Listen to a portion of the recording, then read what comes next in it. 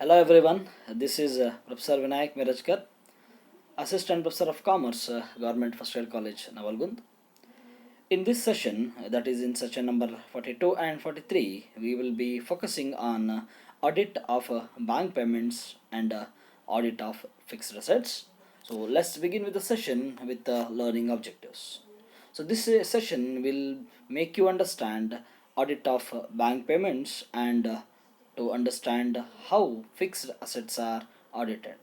So ಈ ಸೆಷನ್ನಲ್ಲಿ ನಾವು bank payments ಅಂದರೆ ಬ್ಯಾಂಕಿನಲ್ಲಿ ಆಗುವಂಥ ಪಾವತಿಗಳನ್ನು ಹೇಗೆ ನಾವು ಲೆಕ್ಕ ಪರಿಶೋಧನೆಗೆ ಒಳಪಡಿಸ್ತೀವಿ ಹಾಗೂ ನಮ್ಮ ಸ್ಥಿರಾಸ್ತಿಗಳನ್ನು ಹೇಗೆ ನಾವು ಲೆಕ್ಕ ಪರಿಶೋಧನೆಯನ್ನು ಮಾಡ್ತೀವಿ ಅನ್ನೋದನ್ನು ಈ ಆಸ್ಪೆಕ್ಟಲ್ಲಿ ನಾವು ಕಲಿಯೋಣ. So here audit of transaction in the bank passbook. So as bank has to deal all its transaction on passbook and recorded entries. So bank has records on passbook, whereas customer, that is the businessman, the person, that is our client, has to maintain a cash book with bank column. So both these bank passbook and our cash book both should tally. So that means the exclusive records which are there in passbook should be recorded in cash. Cash book transactions are to be recorded in bank book. So that is bank passbook. So here we will see deposits into the bank or withdrawal from the bank are recorded in the bank column of the cash book. So entries on the bank passbook regarding deposits into and withdrawal from the bank are recorded by the banker. So ಇಲ್ಲಿ bank ಮತ್ತು ಗ್ರಾಹಕರ ನಡುವಿನ ಏನು ಸಂಬಂಧ ಇದೆ, so ಈ ಗ್ರಾಹಕನ ಲೆಕ್ಕವನ್ನು ಬ್ಯಾಂಕ್ ಇಡ್ತದೆ. ಬ್ಯಾಂಕ್ನಲ್ಲಿ ಆದಂತಹ ಲೆಕ್ಕಾಚಾರದ ವಿಷಯವನ್ನು ನಾವು ನಮ್ಮ ಕ್ಯಾಶ್ ಬುಕ್ನಲ್ಲಿ ಅಂದರೆ ನಗದು ಖಾತೆ ಪುಸ್ತಕ ಅಂತ ಏನು ಹೇಳ್ತೀವಿ ನಾವು ಅದರಲ್ಲಿ ನಾವು ಇಡಬೇಕಾಗ್ತದೆ. ಸೊ ಕೊನೆಗೆ ಈ ಬ್ಯಾಂಕಿನ ಪಾಸ್ಬುಕ್ಕು ಮತ್ತು ನಮ್ಮ ಕ್ಯಾಶ್ ಬುಕ್ಕು ಏನಿದೆ ಇವೆರಡೂ ಏನಾಗಬೇಕಾಗತ್ತೆ ಅಂದರೆ ಒಂದೇ ಬ್ಯಾಲೆನ್ಸನ್ನು ತೋರಿಸ್ಬೇಕಾಗತ್ತೆ. ಸೊ ಅದು ತೋರಿಸ್ತಾ ಇದ್ದೇವೆ ಇಲ್ಲೋ ಅನ್ನೋದನ್ನು ಇಲ್ಲಿ ಲೆಕ್ಕ ಪರಿಶೋಧಕ ತನ್ನ ಲೆಕ್ಕ ಪರಿಶೋಧನೆಯನ್ನು ಟೆಸ್ಟ್ ಮಾಡ್ತಾನೆ. Then moving to the next aspect. Here we have divided two aspects to make this discussion healthy. So we have two aspects. One is A, payment into the bank or deposits in the bank. So ನಾವು bank ಖಾತೆಗೆ ಏನು deposit ಮಾಡ್ತೀವಿ ಹಾಗೂ bank ಏನೇನು payment ಮಾಡ್ತದೆ so ಅದನ್ನು ನಾವು ಮೊದಲೇ ಇದರಲ್ಲಿ ನೋಡೋಣ. The auditor should compare the cash book with bank passbook regarding the payments into the bank. So ಅಂದರೆ ಇಲ್ಲಿ ಲೆಕ್ಕ ಪರಿಶೋಧಕ ಕ್ಲೈಂಟಿನ ಅಂದರೆ ಕಕ್ಷಿದಾರನ ನಗದು ಪುಸ್ತಕ ಮತ್ತು ಬ್ಯಾಂಕಿನ ಪಾಸ್ಬುಕ್ಕನ್ನು ಎರಡೂ ಸರಿಯಾಗಿದೆಯೋ ಅಲ್ಲದನ್ನು ಕಂಪೇರ್ ಮಾಡಬೇಕಾಗುತ್ತೆ. He should watch the payments into the bank with counterfoil of paying in slip. So along with this direct payments into the bank by some of the customers, that is debtors, to be watched with the advice notes. So ಇಲ್ಲಿ ಡೆಟಾರ್ಸ್ ಅಂದರೆ ಏನು, ನಮ್ಮ ಸಾಲಗಾರರು ಅಂತ ಏನು ಕರಿತೀವಿ ನಾವು. So ಕೆಲವೊಂದು ಸಾಲಗಾರರು ಏನು ಮಾಡ್ತಾರೆ ಅಂದರೆ ಈ ಚೆಕ್ ಪೇಮೆಂಟ್ ಮಾಡುವುದರ ಮುನ್ನ ಬಿಟ್ಟು ನೇರವಾಗಿ ನಮ್ಮ ಖಾತೆಗೆ ಹಣವನ್ನು ಸಂದಾಯ ಮಾಡ್ತಾರೆ. ಸೊ ಆ ಹಣವನ್ನು ಅವರು ಅಲ್ಲಿ ಸಂದಾಯ ಮಾಡಿದರು ಅಂದರೆ ಅದು ಕ್ಯಾಶ್ ಬುಕ್ಕಲ್ಲಿ ಎಂಟ್ರಿ ಆಗಬೇಕಲ್ವಾ. ಸೊ ಕ್ಯಾಶ್ ಬುಕ್ಕಲ್ಲೂ ಅದು ಎಂಟ್ರಿ ಆಗಬೇಕು, ಬ್ಯಾಂಕ್ ಪಾಸ್ಬುಕ್ಕಲ್ಲೂ ಅದು ಎಂಟ್ರಿ ಆಗಬೇಕು. ಸೊ ಬ್ಯಾಂಕ್ ಪಾಸ್ಬುಕ್ಕಲ್ಲೂ ಅದು ಎಂಟ್ರಿ ಆಗಿದೆ ಅಂತಂದರೆ ಸೊ ಆ ಪಾಸ್ಬುಕ್ ಪ್ರಕಾರ ಅವರು ಯಾವ ಡೇಟಿಗೆ ಯಾವ ತಾರೀಕಿಗೆ ಅದನ್ನು ಪೇಮೆಂಟ್ ಮಾಡಿದ್ದಾರೆ ಸೊ ಅದನ್ನು ನಾನು ಇಲ್ಲಿ ಕ್ಯಾಶ್ ಬುಕ್ಕಲ್ಲಿ ಬರೀಬೇಕು. ಸೊ ಪ್ರತಿನಿತ್ಯ ನಾನು ಬ್ಯಾಂಕ್ ಪಾಸ್ಬುಕ್ಕು ಮತ್ತು ನನ್ನ ಕ್ಯಾಶ್ ಬುಕ್ಕನ್ನು ಎರಡೂ ಕಂಪೇರ್ ಮಾಡ್ತಾ ಹೋದೆ ಅಂದರೆ ಸೊ ಅದು ನಿರಂತರ ಲೆಕ್ಕ ಪರಿಶೋಧನೆ ನಡೀತು ಅಂತಂದರೆ ಇಲ್ಲಿ ಆಡಿಟರ್ನೇ ಕೆಲಸ ಸರಳ ಆಗ್ತದೆ. ದೆನ್ ಅದ್ರ ಜೊತೆಗೆ interest on deposits credited by the bank in the passbook should be watched from the bank's advice note. So ಅಂದರೆ ಇಲ್ಲಿ ನಮಗೆ ಮತ್ತು ಬ್ಯಾಂಕಿಗೆ ಏನು ವ್ಯತ್ಯಾಸ ಬರ್ತದೆ ಅಂದರೆ ಇಂಟ್ರೆಸ್ಟ್ ಆನ್ ಡೆಪಾಸಿಟ್ ಅಂದರೆ ನಮ್ಮ ಏನು ಇದು ಖಾತೆಯಲ್ಲಿ ಹಣ ಇರ್ತದೆ, ಡೆಪಾಸಿಟ್ಸ್ ಇರ್ತದೆ. ಸೊ ಆ ಡೆಪಾಸಿಟ್ ಮೇಲೆ ಬ್ಯಾಂಕು ನಮ್ಗೇನು ಕೊಡ್ತದೆ ಹೇಳ್ರಿ, ಸರ್ಟನ್ ಪರ್ಸೆಂಟೇಜ್ ಆಫ್ ಇಂಟ್ರೆಸ್ಟ್ ಕೊಡ್ತದೆ. ಸೊ ಆ ಇಂಟ್ರೆಸ್ಟು ಅವರು ಜಮೆ ಮಾಡಿದರು ಅಂತಂದರೆ ಸೊ ಅದು ನಮ್ಮ ಖಾತೆ ಪುಸ್ತಕಕ್ಕೂ ಬರಬೇಕಲ್ರಿ, ನಗದು ಪುಸ್ತಕಕ್ಕೆ ಬರಬೇಕಲ್ರಿ. ನಗದು ಪುಸ್ತಕದಲ್ಲಿ ಬ್ಯಾಂಕ್ ಕಾಲಮ್ ಅಂತ ನಾವೇನು ಇಟ್ಟಿರ್ತೀವಿ ಸೊ ಅಲ್ಲೂ ಅದು ಬರಬೇಕಲ್ರಿ. ಸೊ ಅದು ಬರೋ ಹಾಗೆ ನೀವೇನು ಮಾಡಬೇಕು, ಬ್ಯಾಂಕಿಂದ ಒಂದು ಅಡ್ವೈಸಿ ನೋಟ್ಸ್ ಇರುತ್ತೆ. ಸೊ ಅದನ್ನು ತಗೊಂಡು ನೀವೇನು ಮಾಡಬಹುದು, ನಮ್ಮ ನಗದು ಪುಸ್ತಕದಲ್ಲಿ ಬ್ಯಾಂಕ್ ಕಾಲಮನ್ನು ಪಾಸ್ಬುಕ್ ಪ್ರಕಾರ ನಾವು ಏನು ಮಾಡ್ಬೋದು ಹೇಳ್ರಿ, ಅಪ್ಡೇಟ್ ಮಾಡ್ಬೋದಾಗಿದೆ.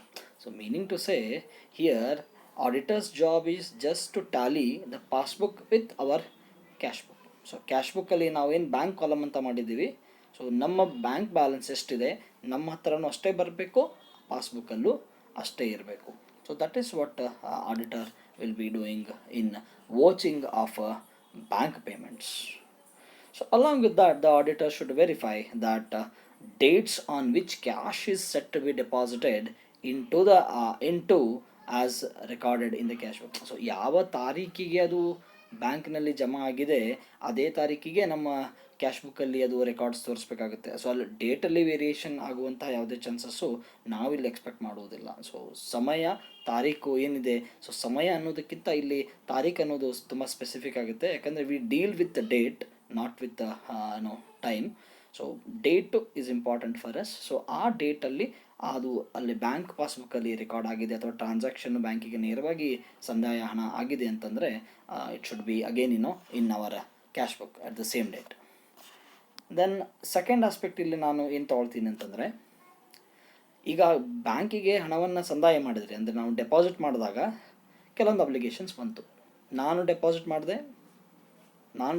ಮಾಡುವಾಗ ಬ್ಯಾಂಕಿನ ಕೌಂಟರ್ ಫೋಲಿಯೋ ಜಮೆ ಆದಮೇಲೆ ಒಂದು ಕೌಂಟರ್ ಫೋಲಿಯೋ ಕೊಡ್ತಾರೆ. ಸೊ ಅದನ್ನು ನೋಡಿಕೊಂಡು ರಿಸೀವ್ಡ್ ಆಗಿದೆ ಅಂತ ಅವರು ಅದರಲ್ಲಿ ಸೀಲ್ ಹಾಕಿರ್ತಾರೆ. ಸೊ ಅದನ್ನು ನೋಡ್ಕೊಂಡು ನಾನು ಏನು ಮಾಡ್ತೀನಿ ಹೇಳಿ, ಕ್ಯಾಶ್ ಬುಕ್ಕಲ್ಲಿ ರೆಕಾರ್ಡ್ ಮಾಡಿದೆ. ನೇರವಾಗಿ ಅಂದರೆ ನನ್ನ ಡೆಟಾರ್ಸು ನೇರವಾಗಿ ನನ್ನ ಬ್ಯಾಂಕ್ ಖಾತೆಗೆ ಹಣವನ್ನು ಸಂದಾಯ ಮಾಡಿದ್ರು ಅಂದರೆ ಬ್ಯಾಂಕ್ ಸ್ಟೇಟ್ಮೆಂಟನ್ನು ತಗೊಂಡು ಅಥವಾ ಪಾಸ್ಬುಕ್ ಮುಖಾಂತರ ನಾನು ಏನು ಮಾಡ್ತೀನಿ ಹೇಳ್ರಿ, ಸೊ ಅವರ ಹಣ ಯಾವ ಡೇಟಿಗೆ ಸಂದಾಯ ಆಗಿದೆ ಅದೇ ದಿನ ಆ ಎಂಟ್ರಿಯನ್ನು ನಾನು ಮಾಡ್ತೀನಿ. ಸೊ ಈ ಥರ ಡೆಪಾಸಿಟ್ ಆಯಿತು ಅಂತಂದರೆ ಈಗ ಬ್ಯಾಂಕಿಂದ ಹಣವನ್ನು ನಾವು ವಿಡ್ರಾ ಮಾಡ್ತಿದ್ದೀವಿ. So here the B aspect is withdrawal from the bank or payment by the bank. So payment by the bank on behalf of again the client. The auditor should compare the cash book with the bank passbook regarding the withdrawals and payment from the bank. So ನಾವು bank ಖಾತೆಗೆ ಹೇಗೆ ಜಮಾ ಮಾಡಿದ್ದೀವಿ ಅಂತ ಏನು ತೊಗೊಳ್ತೀವಿ, counter folio slip, deposit slip, ಅದೇ ಥರ ವಿಡ್ರಾಲ್ ಮಾಡುವಾಗ ಅಲ್ಲಿ ಚೆಕ್ ಮುಖಾಂತರ ನಾವೇನು ಮಾಡಿರ್ತೀವಿ ಹೇಳ್ರಿ, ವಿಡ್ರಾ ಮಾಡಿರ್ತೀವಿ. ಅಥವಾ ಏನಾದರೂ ಪೇಮೆಂಟ್ ಮಾಡೋದಿತ್ತಂದ್ರೆ ನೇರವಾಗಿ ಆ ಪಾರ್ಟಿಗೆ ನಾವು ಚೆಕ್ಕನ್ನು ಕೊಟ್ಟು ಅವರು ಆ ಚೆಕ್ಕನ್ನು ಇನ್ನೊಂದು ಬ್ಯಾಂಕಿಗೆ ಅವ್ರ ಬ್ಯಾಂಕಲ್ಲಿ ಅದನ್ನು ಕೊಟ್ಟರು ಅಂದರೆ, ಸೊ ನನ್ನ ಬ್ಯಾಂಕಿಂದ ನೇರವಾಗಿ ಅವ್ರ ಬ್ಯಾಂಕಿಗೆ ಏನಾಗುತ್ತೆ ಹೇಳ್ರಿ, ಆ ಹಣ ಸಂದಾಯ ಆಗ್ತದೆ. ಸೊ ನನ್ನ ಪರವಾಗಿ ಬ್ಯಾಂಕಲ್ಲಿ ಏನು ಮಾಡ್ತದೆ ಹೇಳ್ರಿ, ನಾನು ನೀಡಿದಂತಹ ಚೆಕ್ ಮುಖಾಂತರ ಅದು ಅವರಿಗೆ ಪೇಮೆಂಟ್ ಆಗುತ್ತೆ. So since the banker pays only against cheque, the auditor should watch the payment by the bank with the counter folios of a check issued. So ಇಲ್ಲಿ ಏನಿರ್ತದಂದರೆ, ನೀ ಚೆಕ್ ಬುಕ್ ನೋಡಿದಾಗ so there is left side ಒಂದು counter folio slip ಇರುತ್ತೆ. So ಆ ಸ್ಲಿಪ್ಪಲ್ಲಿ ನಾವು ಏನು ಬರ್ತೀವಿ ಅಂದರೆ, ಈ ಚೆಕ್ ನಂಬರು ನಾವು ಯಾವ ಡೇಟಿಗೆ ಬರೆದ್ವಿ, ಯಾರಿಗೆ ಅದು ಹಣ ಸಂದಾಯ ಮಾಡಲಿಕ್ಕೆ ಬರೆದ್ವಿ. So auditor has to check with this counterfoil. ಆ ಚೆಕ್ಕನ್ನು ಯಾವ ಡೇಟಿಗೆ ಯಾರಿಗೆ ನೀಡಿದ್ದೀವಿ ಅದನ್ನು ಅವನು ವೆರಿಫೈ ಮಾಡಬೇಕಾಗುತ್ತೆ. ಅದರ ಜೊತೆಗೆ ಆ ಚೆಕ್ಕಿನ ವ್ಯಾಲಿಡಿಟಿ ಏನಿರುತ್ತೆ, ಸೊ ಈ ಸಾಮಾನ್ಯವಾಗಿ ಈ ಚೆಕ್ಕಿನ ವ್ಯಾಲಿಡಿಟಿ 3 ತಿಂಗಳಿರುತ್ತೆ. So 3 months from the date of issue ಅಂತ ಇರುತ್ತೆ. ಸೊ 3 ತಿಂಗಳ ಒಳಗಾಗಿ ಅದು ಪೇಮೆಂಟಿಗೆ ಬರೋ ಥರ ನೋಡ್ಕೋಬೇಕು. ಇನ್ ಕೇಸ್ ಅದು ಡಿಲೇ ಆಗಿತ್ತು ಅಂದರೆ ಅದಕ್ಕೆ ರೀಸನ್ಸ್ ಬರ್ತದೆ. ರೀಸನ್ಸನ್ನು ಏನು ಮಾಡಬೇಕಾಗುತ್ತೆ, ಇಲ್ಲಿ ವಾಚಿಂಗ್ ಟೈಮಲ್ಲಿ ನಾವು ಜಸ್ಟಿಫೈ ಮಾಡಬೇಕಾಗುತ್ತೆ. ಅದ್ರ ಜೊತೆಗೆ ಆ ಚೆಕ್ಕು 3 ತಿಂಗಳ ಒಳಗಾಗಿ ಪೇಮೆಂಟ್ ಆಗೋ ಥರ ಯಾರು ಅದನ್ನು ತೊಗೊಂಡಿರ್ತಾರೆ ಅದು ಅವರ ಜವಾಬ್ದಾರಿ ಆಗಿರುತ್ತೆ. ಸೊ ನಮಗೇನಿಲ್ಲ ಅಂತಂದರೆ, ಚೆಕ್ ನೀಡಿದಾಗ ಆ ಚೆಕ್ಕಿನ ಡೇಟು ಯಾರಿಗೆ ಅದನ್ನು ನೀಡಿದ್ದೀವಿ ಅದಕ್ಕೆ ಒಂದು ಕೌಂಟರ್ ಫೋಲಿಯೋ ಇರುತ್ತೆ, ಚೆಕ್ ಬುಕ್ಕಲ್ಲೇ ಇರುತ್ತೆ ಲೆಫ್ಟ್ ಸೈಡು, ಚಿಕ್ಕದೊಂದು ಗಾತ್ರದೊಂದು ಸೈಜ್ದು. ಸೊ ಅಲ್ಲಿ ನಾವು ಅದನ್ನು ನೋಟ್ ಮಾಡಬೇಕಾಗುತ್ತೆ. ಸೊ ಆಡಿಟ್ ಮಾಡುವಾಗ ಆ ನೋಟ್ ಇತ್ತು ಅಂದರೆ ಆ ಚೆಕ್ಕನ್ನು ಯಾರಿಗೆ ಕೊಟ್ಟಿದ್ದೀವಿ, ಯಾವ ಡೇಟಿಗೆ ಕೊಟ್ಟಿದ್ವಿ, ನಾವು ಹಣ ಸಂದಾಯ ಯಾವಾಗಾಗಿದೆ ಅನ್ನೋದು ನಾವು ಈಸಿಯಾಗಿ ನಾವು ಏನು ಮಾಡಬಹುದು, ತಿಳ್ಕೊಬಹುದಾಗಿದೆ. Then looking for the next aspect, here generally the bank is authorised by the client to make direct payments. So ಇಲ್ಲಿ ಚೆಕ್ ನೀಡಿದಾಗ ಬ್ಯಾಂಕ್ ಏನು ಮಾಡ್ತಾವೆ ಹೇಳ್ರಿ, ನಮ್ಮ ಪರವಾಗಿ ಅಲ್ಲಿ ಹಣವನ್ನು ಯಾರ ಹೆಸರಿಗೆ ನಾವು ಚೆಕ್ ಕೊಟ್ಟಿರ್ತೀವಿ ಅಲ್ಲಿ ಹಣ ಸಂದಾಯ ಮಾಡ್ತಾರೆ. ಸೊ ಕೆಲವೊಂದು ಕಡೆ ಏನಾಗಿರುತ್ತೆ ಅಂದರೆ, bank is along with its regular functions, bank serves as an agency function. So agency function ಅಂದರೆ ಕ್ಲೈಂಟ್ ಪರವಾಗಿ, ಅಂದರೆ ನಾವು ಬಿಸ್ನೆಸ್ ಏನು ನಡೆಸ್ತೀವಿ ನಮ್ಮ ಖಾತೆಯಲ್ಲಿತ್ತು ಅಂದರೆ ನಮ್ಮ ಪರವಾಗಿ ಬ್ಯಾಂಕ್ ಏನು ಮಾಡ್ತದೆ ಅಂದರೆ ಕೆಲವೊಂದು ಪೇಮೆಂಟ್ಸಿಗೆ ಅವರು ಸಮ್ಮತಿಯನ್ನು ಕೊಡ್ತಾರೆ. Say for example insurance premium. So ಒಂದ್ಸಲ ಅದು ನಮ್ಮ ಬ್ಯಾಂಕ್ ಅಕೌಂಟಿಗೆ ನಾವು ಏನು ಮಾಡಿಸಿದ್ವಿ, ಲಿಂಕ್ ಮಾಡಿಸಿದ್ವಿ ಅಂತಂದರೆ, ಸೊ ಪ್ರತಿ ಮಾಹದಲ್ಲಿ, ಅಂದರೆ ಅದು ತಿಂಗಳಾಯಿತು ಅಂದರೆ ತಿಂಗಳ, ಕ್ವಾರ್ಟರ್ಲಿ ಇದ್ದರೆ ಕ್ವಾರ್ಟರ್ಲಿ, ಮಂತ್ಲಿ ಇದ್ದರೆ ಮಂತ್ಲಿ, ಇಯರ್ಲಿ ಇದ್ದರೆ ಇಯರ್ಲಿ, ಅಥವಾ ಹಾಫ್ ಇಯರ್ಲಿ ಇದ್ದರೆ ಹಾಫ್ ಇಯರ್ಲಿ ಅದು ನಮ್ಮ ಖಾತೆಯಿಂದ ನೇರವಾಗಿ ಯಾರು ಪೇಮೆಂಟ್ ಮಾಡ್ತಾರೆ ಹೇಳ್ರಿ, ಈ ಬ್ಯಾಂಕ್ದವ್ರು ಮಾಡ್ತಾರೆ. ಸೊ ಈ ಥರ ಪೇಮೆಂಟ್ ಮಾಡಿದಾಗ ಏನು ಪ್ರಾಬ್ಲಮ್ ಬರ್ತದೆ ಅಂದರೆ, ಅವ್ರು ಪೇಮೆಂಟ್ ಮಾಡಿರ್ತಾರೆ, ಸೊ ಅದನ್ನು ನಾನು ಏನು ಮಾಡ್ಕೋಬೇಕು ಹೇಳ್ರಿ, ನನ್ನ ಕ್ಯಾಶ್ ಬುಕ್ಕಲ್ಲಿ ಅದನ್ನು ಎಂಟ್ರಿ ಮಾಡ್ಕೋಬೇಕಾಗತ್ತೆ. ಸೊ ಅದನ್ನು ಹೆಂಗೆ ಮಾಡ್ತೀವಿ ಅಂದರೆ, again we use the help of passbook. ಅದೇ ಥರ ನಾವು ಏನಾದರೂ ರೆಂಟೆಡ್ ಪ್ರಾಪರ್ಟಿಯಲ್ಲಿದ್ವಿ ಅಂದರೆ company, weather if the company is in rented property, at that point of time rent has to be paid on time, so such rent should be directly linked to the benefit, the person who is the owner for a company, so should be directly sent by the bank to that company. So here along with that subscription fees. So subscription ಅಂದರೆ ಇಲ್ಲಿ ನಾವು news ಪೇಪರ್ಸಿಗೆ, ಮ್ಯಾಗಝಿನ್ಸಿಗೆ ಏನಾದರೂ subscribe ಮಾಡಿದ್ವಿ, ಅಥವಾ ಯಾವುದೋ ಡೇಟಾಬೇಸನ್ನು ನಾವು use ಮಾಡ್ತೀವಿ ಕಂಪ್ನಿಗೆ ಅಂತಂದರೆ, ಸೊ ಅಂಥ ಸಬ್ಸ್ಕ್ರಿಪ್ಷನಿಗೆ ನೇರವಾಗಿ ಪೇಮೆಂಟನ್ನು ಅಲ್ಲಿ ನಮ್ಮ ಪರವಾಗಿ ಬ್ಯಾಂಕ್ ಮಾಡಿರುತ್ತೆ. ಸೊ ಅದಕ್ಕೆ ನಾವು ಒಂದು ECS ಸ್ಲಿಪ್ ಅಂತ ತುಂಬಿಕೊಡ್ತೀವಿ. ಸೊ ಆ ECS ಸ್ಲಿಪ್ ಮುಖಾಂತರ ಈ ಪೇಮೆಂಟ್ಸ್ಗಳು ನಡೀತವೆ. Auditors job is to just cross check whether the insurance premiums have been paid by the bank within the stipulated time. And in such cases, such direct payments made by the bank should be void from the advice notes of the bank and payee receipts since the checks are issued. So ಇಲ್ಲಿ ಈ ಥರ payments ಮಾಡಲಿಕ್ಕೆ client, ಅಂದರೆ ನಾವು ಒಂದು business ನಡೆಸೋರು, client ಒಂದು ಏನು ಕೊಟ್ಟಿರ್ತಾರೆ ಅಂದರೆ ಚೆಕ್ ಕೊಟ್ಟಿರ್ತಾರೆ. ಸೊ ಆ ಚೆಕ್ ಮುಖಾಂತರ ಅದು ಏನಾಗಿರ್ತದೆ ಹೇಳ್ರಿ, ಸೊ ಪ್ರತಿ ತಿಂಗಳು ಅಥವಾ ಪ್ರತಿ ಅದರ ಸಮಯ ಯಾವಾಗ ಬರ್ತದೆ ಅದು ಪೇಮೆಂಟ್ ಆಗ್ತಾ ಇರುತ್ತೆ. So our job is to check that pay receipts. Why? Because the checks are issued for such payments. Right. Then along with it, so there are certain charges which bank imposes on account holders. So such as bank charges debited by the bank in the passbook should be verified with bank's advice notes. ಅಂದರೆ ಯಾವುದಕ್ಕಾಗಿ ಅದನ್ನು charge ಮಾಡಿದ್ದಾರೆ ಅನ್ನೋದಕ್ಕೆ bank advisory ನೋಟನ್ನು auditor verify ಮಾಡಬೇಕಾಗತ್ತೆ. Then along with that ಯಾವ್ದಾದ್ರು ಬ್ಯಾಂಕ್ದ charges ಅಂದರೆ ಇಲ್ಲಿ ಪೆನಲ್ಟೀಸ್ ಕೂಡ ಬರಬಹುದು. ಸೊ ಬ್ಯಾಂಕ್ ಚಾರ್ಜಸ್ ಜೊತೆಗೆ ಪೆನಲ್ಟೀಸ್ ಕೂಡ ಬರ್ಬೋದು. So auditor has to be very careful while auditing bank payments, and while auditing bank charges, he has to be very careful about the debits done by banks. So whether it is a penalty imposed or whether it is a additional charge imposed by the bank.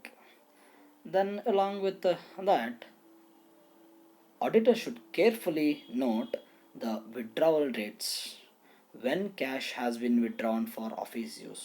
So this is very important.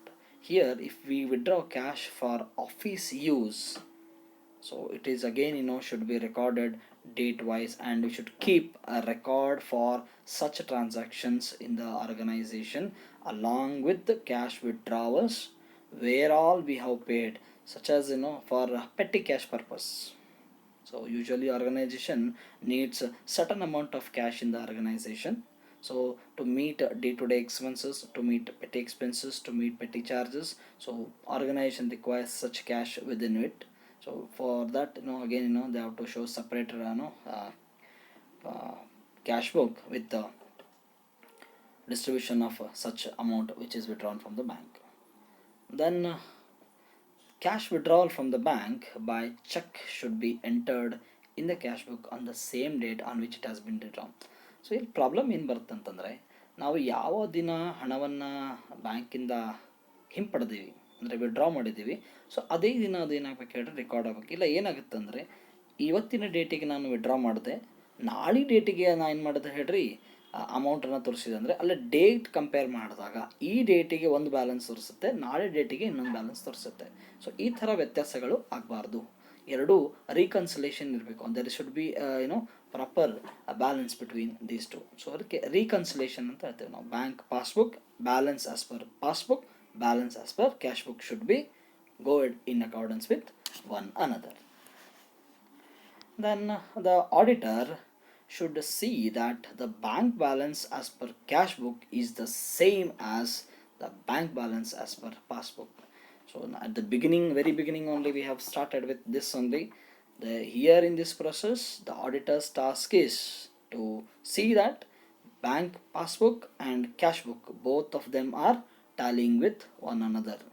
In case if there is a difference, so auditor should ask the client staff to prepare a bank reconciliation statement.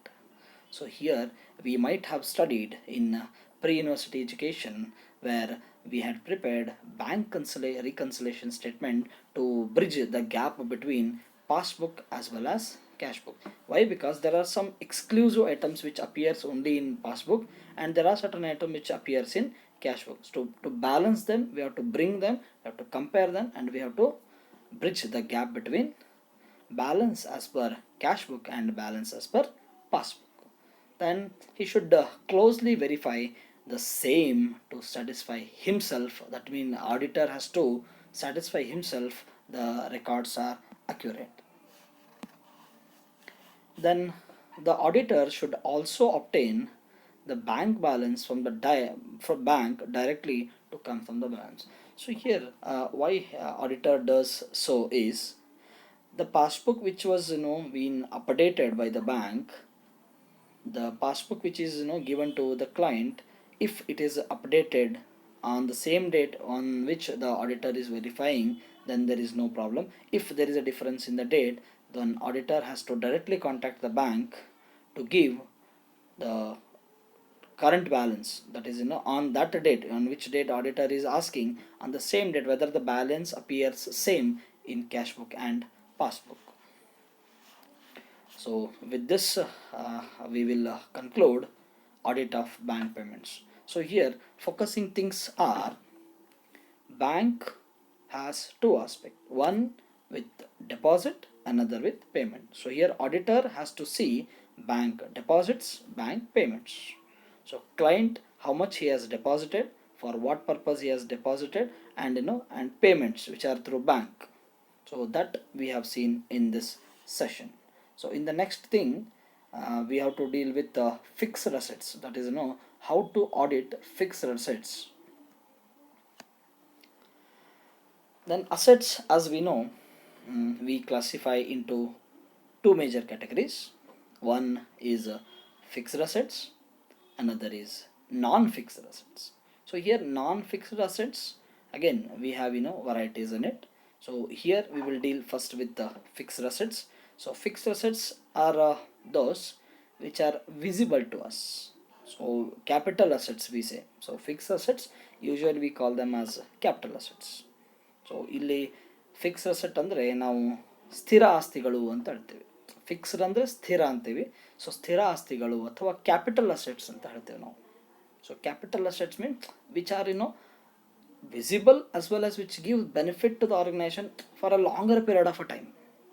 So longer period of time we can avail benefit out of such fixed assets.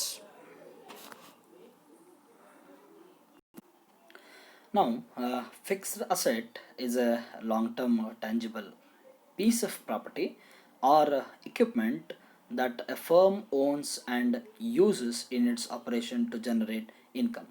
So ಇಲ್ಲಿ ಸ್ಥಿರಾಸ್ತಿಗಳು ಅಂತಂದರೆ ಸ್ಥಿರಾಸ್ತಿಗಳನ್ನು organisation ಅಂದರೆ ಸಂಸ್ಥೆ purchase ಮಾಡ್ತದೆ. ಯಾಕೆ ಮಾಡ್ತದೆ ಅಂತಂದರೆ it company needs a long term benefit out of it. So ದೀರ್ಘಕಾಲದ ಆದಾಯಕ್ಕಾಗಿ ಅವುಗಳನ್ನು ಪರ್ಚೇಸ್ ಮಾಡ್ತಾರೆ. ಸೊ ಅವುಗಳನ್ನು ಪ್ರೊಡಕ್ಷನ್ ಆಪರೇಷನ್ಗೆ ಯೂಸ್ ಮಾಡ್ತಾರೆ. ಸೊ ವಸ್ತುಗಳನ್ನು ಮ್ಯಾನುಫ್ಯಾಕ್ಚರ್ ಮಾಡಲಿಕ್ಕೆ ಅವುಗಳನ್ನು ಯೂಸ್ ಮಾಡ್ತಾರೆ. ಸೊ ಅದು ಫಿಕ್ಸ್ಡ್ ಅಸೆಟ್ಟು ಎಕ್ಸಿಸ್ಟೆನ್ಸಲ್ಲಿ ಇರಬೇಕು ಮೊದಲು. ಅಂದರೆ ಈ ಸ್ಥಿರಾಸ್ತಿ ಅಂತ ಏನಿದೆ, ಸೊ ಇದರಲ್ಲಿ ಸಾಕಷ್ಟು ನಾವು ಆಡಿಟಿಂಗಲ್ಲಿ ನೋಡಬಹುದು, ಸುಮಾರು ಎಕ್ಸಾಂಪಲ್ಸ್ಗಳಿದ್ದಾವೆ. ಸೊ ಫಿಕ್ಸ್ಡ್ ಅಸೆಟ್ಸಲ್ಲಿ ನಾವು ಡೆಪ್ರಿಷಿಯೇಷನ್ ಅಂತ ಏನು ಚಾರ್ಜ್ ಮಾಡ್ತೀವಿ, ಡೆಪ್ರಿಸಿಯೇಷನು ಯಾವ ಸ್ಥಿರಾಸ್ತಿ ನಾವು ಯಾವ ವರ್ಷದಲ್ಲಿ ಪರ್ಚೇಸ್ ಮಾಡಿದ್ದೀವಿ, ಸೊ ಅದೇ ವರ್ಷ ಅದು ಬಳಕೆ ಆಗಿದೆಯೋ ಇಲ್ಲ ಅಂತ ಕನ್ಫರ್ಮ್ ಮಾಡಬೇಕು. ಬಳಕೆ ಆಗಿದೆ ಅಂತಂದರೆ ಎಷ್ಟು ದಿನಗಳ ಕಾಲ ಅದು ಬಳಕೆ ಆಗಿದೆ, ಎಷ್ಟು ದಿನಗಳ ಡೆಪ್ರಿಸಿಯೇಷನ್ನ ತೆಗೆದು. So usual common rule for depreciation is if an asset is fixed asset is used for more than 180 days, full year depreciation ನಾವು ಏನು ಮಾಡಬಹುದು, ಕ್ಲೇಮ್ ಮಾಡಬಹುದು. If such asset is used for less than 180 days, so at that point of time company cannot claim full depreciation, they can claim half year depreciation. So the rate fixed for such asset into 6 divided by 12, what we do. So that is normal, in normal due course we do follow for depreciation of fixed assets. So here fixed assets are not expected to be consumed or converted into cash within a year. So general definition is an asset which is appearing in the balance sheet and which is there in existence for more than 1 year of business due course. So fixed assets are not expected to be consumed or converted into cash within. So here converted ಅಂದರೆ ಸ್ಥಿರಾಸ್ತಿಗಳು ಅಂತ ಯಾವುದಕ್ಕಂತೀವಿ ನಾವು 1 ವರ್ಷ ಅಥವಾ 1 ವರ್ಷಕ್ಕಿಂತ ಹೆಚ್ಚು ದಿನ, so ಅದು ಆರ್ಗನೈಸೇಷನಲ್ಲಿ ಇರುತ್ತೆ, ಅದರಿಂದ ನಾವು ಏನು ಮಾಡ್ತೀವಿ ಅಂದರೆ ಇನ್ಕಮನ್ನು ಜನರೇಟ್ ಮಾಡ್ತೀವಿ. ಸೊ ಅದು ಮ್ಯಾನುಫ್ಯಾಕ್ಚರಿಂಗಿಗೆ ಅಂತಂದರೆ ಅದರಿಂದ ಮ್ಯಾನುಫ್ಯಾಕ್ಚರ್ ಮಾಡ್ತೀವಿ, ಬಳಕೆಗೆ ತಂದೀವಿ ಅಂದರೆ ಅದನ್ನು ಸಂಪೂರ್ಣವಾಗಿ ನಾವು ಏನು ಮಾಡ್ತೀವಿ ಹೇಳ್ರಿ ಬಳಸ್ತೀವಿ. ಸೊ 1 ವರ್ಷ ಅಥವಾ ಅದಕ್ಕಿಂತ ಕಡಿಮೆ ಅವಧಿಯಲ್ಲಿ ನಾವೇನಾದರೂ ಆ ಅಸೆಟನ್ನು ಮಾರ್ತೀವಿ ಅಂದರೆ ಸೊ ಅಂಥ ಆಸ್ತಿಗಳಿಗೆ ನಾವು ಫಿಕ್ಸ್ ಅಸೆಟ್ ಅನ್ನಲಿಕ್ಕೆ ಆಗೋದಿಲ್ಲ. ಸೊ ಅದಕ್ಕೆ ನಾವು ಕರೆಂಟ್ ಅಸೆಟ್ಸ್ ಅಂತಂತೀವಿ. So in the next session we will discuss about that. So here in this session it is very clear, fixed assets are not expected to be consumed or converted into cash within 1 year. So any asset which is not converted within 1 year is a fixed asset. So 1 ವರ್ಷದ ಅವಧಿಯಲ್ಲಿ ಯಾವ ನಾವು ಮಾರುವುದಿಲ್ಲ, so ಅದಕ್ಕೆ ನಾವೇನಂತ ಹೇಳ್ರಿ ಸ್ಥಿರ ಆಸ್ತಿ ಅಂತ ಹೇಳ್ತೀವಿ. ಸೊ ಸ್ಥಿರ ಅಂದರೆ fixed for longer period of time it gives income to the organisation. So it is just a picture, source is also given for the picture, and fixed assets. So usually we see on the balance sheet land, building, factories, furniture, equipments which organization uses for its day-to-day operations are some examples for fixed assets. So ಕೆಲವೊಂದು ಇವು ಉದಾಹರಣೆಗಳು ಅಂದರೆ ಆ ಸ್ಥಿರಾಸ್ತಿಗಳಿಗೆ ಉದಾಹರಣೆಗಳನ್ನು ನೋಡೋದಾದರೆ ನಾವು land ಅಂದರೆ ಜಾಗ ಅಂತ ಏನಂತೀವಿ ಅದು, ಬಿಲ್ಡಿಂಗ್ ಕಟ್ಟಡಗಳು, ಫ್ಯಾಕ್ಟ್ರೀಸ್ ಕೈಗಾರಿಕಾ ಸಂಸ್ಥೆಗಳು ಕೈಗಾರಿಕೆಗಳು, ದೆನ್ ಫರ್ನಿಚರ್ ಅಂದರೆ ದಿನನಿತ್ಯ ನಮ್ಮ ಆಫೀಸ್ ಬಳಕೆಗೆ ಬೇಕಾಗುವಂತಹ ಸಲಕರಣೆಗಳು ಹಾಗೂ ಮೇಜು ಕುರ್ಚಿ ಅವೆಲ್ಲವುಗಳು. ಇಕ್ವಿಪ್ಮೆಂಟ್ಸ್ ಅಂದರೆ ನಮ್ಮ ಪ್ರೊಡಕ್ಷನ್ ಆಪರೇಷನ್ಗೆ ಬೇಕಾಗುವಂಥ ಡೇ ಟು ಡೇ ಸಣ್ಣ ಪುಟ್ಟ ಸ್ಪೇರ್ಸು ಅಥವಾ ಇಕ್ವಿಪ್ಮೆಂಟ್ಸ್ಗಳು. ಸೊ ಇವು ಫಿಕ್ಸ್ಡ್ ಅಸೆಟ್ಸ್ ಅಂತ ಕರೆಸಿಕೊಳ್ತಾರೆ. ಸೊ ಹಾಗಾದರೆ ಈ ಸ್ಥಿರಾಸ್ತಿಗಳನ್ನು ನಾವು ಹೇಗೆ ಲೆಕ್ಕ ಪರಿಶೋಧನೆಗೆ ಒಳಪಡಿಸಬೇಕು ಅನ್ನೋದು ಇಲ್ಲಿ ಈ ಸ್ಲೈಡಿಂದ ಪ್ರಾರಂಭ ಆಗುತ್ತೆ. In this slide as we can see the title, Audit of Fixed Asset. So we know now what is a fixed asset. So we should know that how fixed assets are audited by the auditor. So the problem arises when fixed assets appears in the balance sheet but not in real existence. So to fulfill this gap, auditor has to thoroughly check the existence and the value of fixed asset. So that is the correct audit procedure to the testing of a fixed asset is not only helps the auditor to minimize the detection of risk but also helps the auditor to work more efficiently. So this is audit of fixed asset is not only giving us a detection of a risk, it is also helping us, that is it is also helping an auditor to work more efficiently. Then moving towards the specific aspect, that is now the duty of the auditor in regard to auditing of a fixed asset. So according to the statement of auditing practice issued by the Institute of Chartered Accountants of India, the auditor's objects in regard to audit assets generally is to satisfy himself that, ಅಂದರೆ ಲೆಕ್ಕ ಪರಿಶೋಧಕನ duty ಅಂತ ಏನು ಹೇಳ್ತೀವಿ ನಾವು, ಅವರು ಯಾವ ಕಾರ್ಯಗಳನ್ನು ಮಾಡ್ತಾರೆ ಅವುಗಳನ್ನು ನಾವು ಡ್ಯೂಟೀಸ್ ಅಂತ ಕರಿತೀವಿ. ಅವರ ಏನು ಕೆಲಸ ಮಾಡುವಂಥ ವೈಖರಿಯನ್ನು ಈ ಕೆಳಗಿನ ಆಸ್ಪೆಕ್ಟ್ಸಲ್ಲಿ ನಾವು ನೋಡ್ತೀವಿ. ಸೊ ICAI ಪ್ರಕಾರ ಈ ಕೆಳಕಂಡವುಗಳನ್ನು ಸ್ಯಾಟಿಸ್ಫೈ ಮಾಡಲಿಕ್ಕೆ, ಸೊ ಈ ಕೆಳಕಂಡವರ ಬಗ್ಗೆ ತನಗೆ ಕನ್ಫರ್ಮಿಟಿ ಬರಲಿಕ್ಕೆ ಆಡಿಟರು ಫಿಕ್ಸ್ ಅಸೆಟ್ಸ್ನ ವ್ಯಾಲ್ಯೂಯೇಷನ್ ಮಾಡ್ತಾನೆ. So that is number 1, they exist. So they exist means auditor has to verify whether the fixed assets is really existing in the organization. If it is existing, whether it is belonging to the client or no. So that he has to confirm. Then along with that, they are in possession of the client or persons authorized by him. So this means the asset is existing in the organization and it belongs to client, whether the possession, so usage of asset, whether the usage of asset is also belonging to the client or no, auditor has to confirm. Then they are not subject to undisclosed encumbrances or lien. So lien means whether the assets are in use and are not subject to undisclosed encumbrances. Then there are stated in the balance sheet at a proper amount in accordance with sound accounting principles. So here sound accounting principles, we have accounting standard for fixed asset. So whether such accounting standard norms are been followed or no, he has to verify. So balance sheet, the figure of fixed asset which is appearing in the balance sheet, whether it is the true figure, the real figure or no, he has to verify. Then they are recorded in the accounts. So they are recorded in the account means whether if the asset is purchased, it should be existing in account. So existing in account means the value should be positive in account. So as we know, as we calculate depreciation every year, so at the end of its life of asset, so the value becomes 0. So he has to verify, auditor has to verify whether they are recorded in the accounts or no. So such records are kept or no, he has to verify. So ಈ ಲಿಸ್ಟ್ನಲ್ಲಿ ನಾವೇನು ನೋಡ್ತೀವಿ ಅಂದರೆ, ಲೆಕ್ಕ ಪರಿಶೋಧಕ ಸ್ಥಿರಾಸ್ತಿಗಳನ್ನು ತನ್ನ ಲೆಕ್ಕ ಪರಿಶೋಧನೆಗೆ ಒಳಪಡಿಸುವಾಗ ಆ ಸ್ಥಿರಾಸ್ತಿಗಳು ಇದಾವೆ ಇಲ್ಲ ಅನ್ನೋದನ್ನು ಮೊದಲು ಕನ್ಫರ್ಮ್ ಮಾಡ್ಕೋಬೇಕಾಗುತ್ತೆ. ಸೊ ಇದಾವೆ ಇಲ್ಲ ಅಂದರೆ ಅದು ಆರ್ಗನೈಸೇಷನಲ್ಲಿ ಇದೆ ಇಲ್ಲೋ ಅನ್ನೋದನ್ನು ಅವರು ಕನ್ಫರ್ಮ್ ಮಾಡಬೇಕು. ಅದ್ರ ಜೊತೆಗೆ ಆ ಅಸೆಟ್ಟು ಅಂದರೆ ಆ ಸ್ಥಿರ ಆಸ್ತಿ ಕ್ಲೈಂಟಿಗೆ ಅಂದರೆ ನನ್ನ ಕಕ್ಷಿದಾರನಿಗೆ ಸಂಬಂಧಪಟ್ಟಿದ್ದೋ ಅಥವಾ ಇಲ್ಲ ಅನ್ನೋದನ್ನು ನೋಡಬೇಕು. ಅದ್ರ ಜೊತೆಗೆ ಆ ಆಸ್ತಿ, ಆ ಸ್ಥಿರಾಸ್ತಿ ಯಾರ ತಾಬಾದಲ್ಲಿದೆ ಅದನ್ನು ಕೂಡ ಏನು ಮಾಡಬೇಕಾಗುತ್ತೆ, ಇಲ್ಲಿ ಆಡಿಟರ್ ವೆರಿಫೈ ಮಾಡಬೇಕಾಗುತ್ತೆ.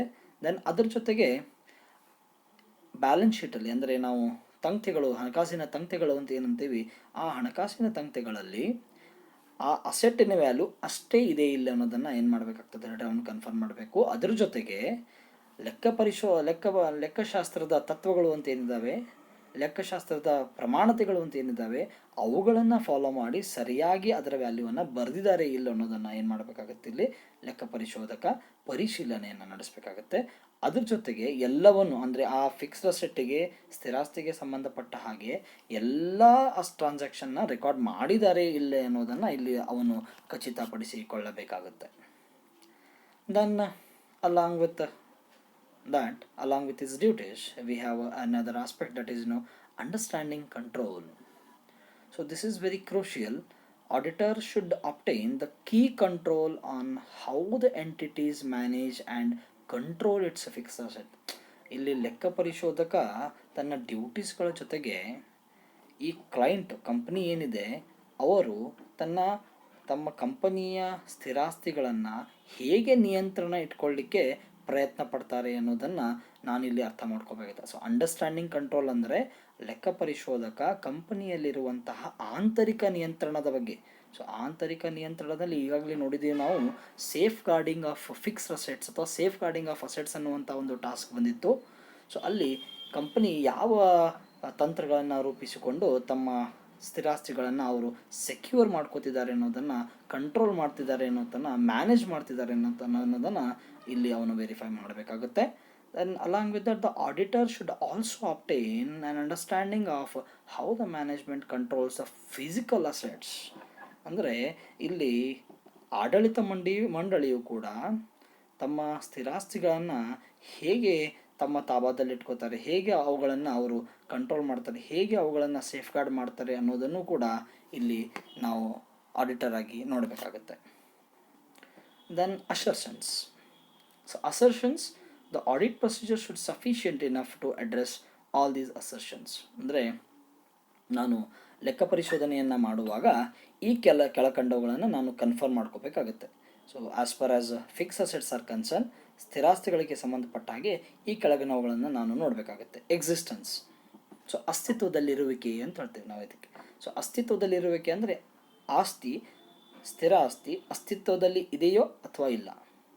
ಅಸ್ತಿತ್ವದಲ್ಲಿದ್ದರೆ ಫಿಸಿಕಲಿ ಅದು ಕಾಣುತ್ತೆ, ಇದೆಯೋ ಇಲ್ಲ ಅನ್ನೋದನ್ನು ಅವನು ಕನ್ಫರ್ಮ್ ಮಾಡಬೇಕಾಗುತ್ತೆ. Completeness of records related to fixed assets. ಸ್ಥಿರಾಸ್ತಿಗೆ ಸಂಬಂಧಪಟ್ಟಂತೆ ಎಲ್ಲ ರೆಕಾರ್ಡ್ಸ್ಗಳನ್ನು ಸಂಪೂರ್ಣವಾಗಿ ಪರಿಪೂರ್ಣವಾಗಿ ಇವರು ಮಾಡಿದ್ದಾರೆ ಅಥವಾ ರೆಕಾರ್ಡ್ಸ್ನ ಇಟ್ಟಿದ್ದಾರೆ ಇಲ್ಲೇ ಎಂಬುದನ್ನು ಅಲ್ಲಿ ಲೆಕ್ಕ ಪರಿಶೋಧಕ ಕನ್ಫರ್ಮ್ ಮಾಡಬೇಕಾಗುತ್ತೆ. Along with that, valuation assertions concern the NPV of reported fixed assets. So ಇಲ್ಲಿ ನೆಟ್ ಪ್ರೆಸೆಂಟ್ ವ್ಯಾಲ್ಯೂ ಅಂತ ಏನಂತೀವಿ ನಾವು. ಸೊ ನೆಟ್ ಪ್ರೆಸೆಂಟ್ ವ್ಯಾಲ್ಯೂ ಅಂದರೆ ಈಗಿನ ಆ ಆಸ್ತಿಯ ಈಗಿನ ಬೆಲೆ, ನೆಟ್ ಪ್ರೆಸೆಂಟ್ ವ್ಯಾಲ್ಯೂ ಅಂತ ಹೇಳ್ತೀವಿ ಅದಕ್ಕೆ. ಸೊ ಈಗಿನ ವ್ಯಾಲ್ಯೂ, ಅದರ ವ್ಯಾಲ್ಯೂಯೇಷನ್ ಮಾಡಿದಾಗ ಎಷ್ಟು ಬರ್ತದೆ ಅನ್ನೋದನ್ನು ಕೂಡ ಇಲ್ಲಿ ಕನ್ಸರ್ನ್ ತೋರಿಸ್ಬೇಕಾಗತ್ತೆ. Then cut off is the income statement assertion. Then along with that, classification ಅಂದರೆ ಆಸ್ತಿಗಳನ್ನು ಯಾವ ರೀತಿ ಕ್ಲಾಸಿಫೈ ಮಾಡಿದ್ದೀವಿ ಅನ್ನೋದನ್ನು ಕೂಡ ಇಲ್ಲಿ ತೋರಿಸ್ಬೇಕಾಗುತ್ತೆ. ಸೊ ಸ್ಥಿರಾಸ್ತಿಗಳನ್ನು ಮತ್ತೆ ಎರಡು ವಿಧಗಳಲ್ಲಿ ಬಳಸಬಹುದು. ಒಂದು ಪ್ರೊಡಕ್ಷನಿಗೆ ಸಂಬಂಧಪಟ್ಟ ಹಾಗೆ, ಇನ್ನೊಂದು ನಾನ್ ಪ್ರೊಡಕ್ಷನಿಗೆ ಸಂಬಂಧಪಟ್ಟ ಹಾಗೆ. ಕೆಲವೊಂದು ಆಫೀಸಿಗೆ ಸಂಬಂಧಪಟ್ಟದಿರ್ತದೆ, ಕೆಲವೊಂದು ಫ್ಯಾಕ್ಟ್ರಿಗೆ ಸಂಬಂಧಪಟ್ಟಿದೆ. ಸೊ ಯಾವ ಥರ ಅವರು ಕ್ಲಾಸಿಫೈ ಮಾಡ್ಕೊಂಡಿದ್ದಾರೆ, ಸೊ ಅದನ್ನು ಕೂಡ ಇಲ್ಲಿ ಅಸರ್ಷನಲ್ಲಿ ನಾವು ನೋಡಬೇಕಾಗುತ್ತೆ. Then along with that, disclosure requirement. So ನಮ್ಗೆ ಈಗಾಗಲೇ ಗೊತ್ತಿದೆ, ಅಕೌಂಟಿಂಗ್ ಸ್ಟ್ಯಾಂಡರ್ಡ್ 1 ಆಲ್ರೆಡಿನೂ relies on disclosure requirements. So disclosure ಅಂದರೆ ಬ್ಯಾಲೆನ್ಸ್ ಶೀಟಲ್ಲಿ ನಾವು ಅಸೆಟ್ ಬಗ್ಗೆ ಏನು ತೋರಿಸ್ತೀವಿ. So usually we disclose its written down value, depreciation of this year, and at the end return down value at the end of this year. So if there are any additions are done to the such asset, yes, additions are shown with a date and for what purpose it is been used. Then if there is any sale of asset, so that should be clearly disclosed in the books of accounts. Then as in evaluating fixed assets, as in auditing of fixed asset, auditor has to go up with some risks which are related to fixed assets. ಅಂದರೆ ಲೆಕ್ಕ ಪರಿಶೋಧಕನು ಸ್ಥಿರಾಸ್ತಿಗಳನ್ನು ಲೆಕ್ಕ ಪರಿಶೋಧನೆಗೆ ಒಳಪಡಿಸುವಾಗ so ಈ ಕೆಲವೊಂದು ರಿಸ್ಕ್ಗಳು ಅವನ ಕಣ್ಣಿಗೆ ಬೀಳ್ತವೆ. So ಅವು ಯಾವ ಅಂದರೆ, the following of the risk that normally attach to an audit of fixed assets. So usual in due course auditor faces this problem. ಏನು ಅಂದರೆ, incorrect depreciation rate and calculation. So ಕಂಪನಿಗಳು, ಕ್ಲೈಂಟು ಡೆಪ್ರಿಸಿಯೇಷನ್ ಸವಕಳಿಯನ್ನು calculate ಮಾಡುವಾಗ ಅವರು ಯಾವ rate ತೊಗೊಂಡು ಮಾಡಿದ್ದಾರೆ ಅನ್ನೋದನ್ನು ಇಲ್ಲಿ ಒಂದು ಸ್ವಲ್ಪ ಸ್ಪಷ್ಟತೆ ಇರಬೇಕಾಗುತ್ತೆ. ಸೊ ಯೂಶ್ವಲಿ ಅಲ್ಲೇ ಏನಾಗ್ತದೆ ಹೇಳ್ರಿ, ಮಿಸ್ಟೇಕ್ಸ್ಗಳು ಆಗುವಂಥ ಚಾನ್ಸಸ್ ಇರ್ತದೆ. ಆಮೇಲೆ ಕ್ಯಾಲ್ಕುಲೇಷನ್ ಮಾಡುವಾಗ, ಡೆಪ್ರಿಸಿಯೇಷನ್ ಕ್ಯಾಲ್ಕುಲೇಷನ್ ಮಾಡುವಾಗ ಅಲ್ಲಿ ನಾವು ರಿಟರ್ನ್ ಡೌನ್ ವ್ಯಾಲ್ಯೂ ಅಂತ ಏನು ತೊಗೋತೀವಿ, ಅಥವಾ ಯಾವ ಮೆಥಡ್ನ ಡೆಪ್ರಿಸಿಯೇಷನನ್ನು ನಾವು ತೊಗೋತೀವಿ, ಸೊ ಸ್ಟ್ರೇಟ್ ಲೈನ್ ತೊಗೋತಿದ್ದೀವಿ ಅಥವಾ ರಿಟರ್ನ್ ಡೌನ್ ವ್ಯಾಲ್ಯೂ ತೊಗೋತಿದ್ದೀವಿ. ಸೊ ಅದನ್ನು ಅಲ್ಲಿ ಸ್ವಲ್ಪ ಏನಿರುತ್ತೆ ಅಂದರೆ ರಿಸ್ಕು ಆಡಿಟರ್ಗೆ ಇದ್ದೇ ಇರ್ತದೆ. ಸೊ ಯೂಶ್ವಲಿ ಈ ಮಿಸ್ಟೇಕ್ಸು ಆಗುವಂಥದ್ದು incorrect rate of depreciation and incorrect calculation of depreciation. Then the reported fixed assets are not existing. So ಯಾವ ಅಸೆಟ್ಸನ್ನು, the assets which are shown in the accounts, sometimes they may not be in existence. So value ಇರುತ್ತೆ, ಡೆಪ್ರಿಸಿಯೇಷನ್ನ ತೆಗಿತಾ ಹೋಗ್ತೀವಿ, but existence loss ಆಗಿರುತ್ತೆ. So asset mite have loss its existence. So asset ಎಕ್ಸಿಸ್ಟೆನ್ಸಲ್ಲೇ ಇರೋದಿಲ್ಲ, physically ನಾವು ನಮಗೆ ಕಾಣಲಿಕ್ಕಿಲ್ಲ, but it is in the records. So that is again a major problem. ಇನ್ನೊಂದು ಏನು ಬರ್ತದೆ ಅಂತಂದರೆ, ಇಲ್ಲಿ over statement of fixed asset. So fixed ಅಸೆಟ್ಸಿನ ವ್ಯಾಲ್ಯೂಕ್ಕಿಂತ ಹೆಚ್ಚು ತೋರಿಸಿದರೆ, so again it creates a problem for true and fair view.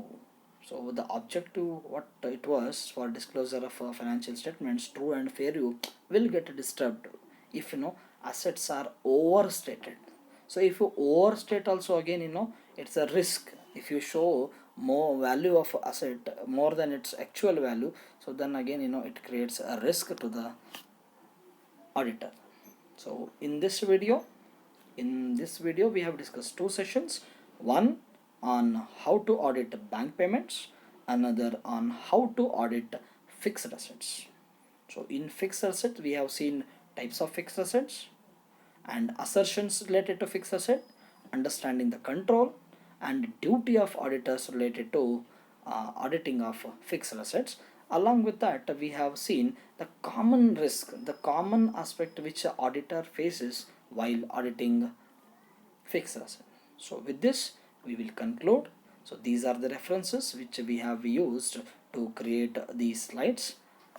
Thank you very much for watching this video.